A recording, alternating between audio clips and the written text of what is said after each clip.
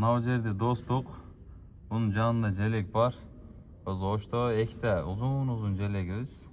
Бириси 95 метр болсо, бириси мына миллион канча метр. Ошонун жанында эле эл магазин буйрса биз эми ачылабыз, Мансур аке. Ооба, Кудай кааласа 500 квадрат метрлик жойго Өтө чоң. магазиндер. Ооба. Мынакей, өтө чоң метр.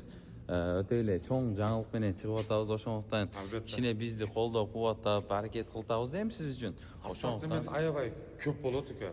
Буюрса, бардыгы Кыргызстанда Өзбекстонлик Хожобод, Андижон, Xonobod, Asaka келип эң арзаны бизде болот, Кудай кааласа. эң арзаны Кыргызстан бойлоп эң арзаны бизде болот. Мынакей адрести дагы деле кичине айта кетсем, бул жактан прямой келсеңиздер, достук жакка мына жерде алиги парковкасы бар. КамАЗдын парковкасы жетпей эле сол жакта чоң деген Шам деген магазин бар.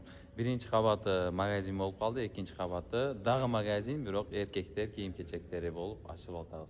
Ошого кичине кээ бир видеолор чыкпай калды, кээ бир видеолор дагы да турат.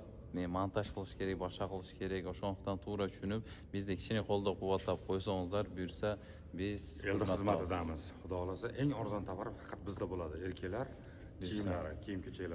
Азыркы учурда эмне болуп атат десеңиз, бул жерде лампаларды коюп, азыр бул жерге дагы кийим-кечектерди али вешилкалар илинип атат. Кудай кааласа, мынакей лампалар дайын. Бардык нерселер бул жакта, кабелдер бул жакта дагы 3 фаза Кудай кааласа дайын турат. Ошондуктан кичине колдоо кубаттап, лайк басып, ой пикириңизди комментарийга жазып коюңуз.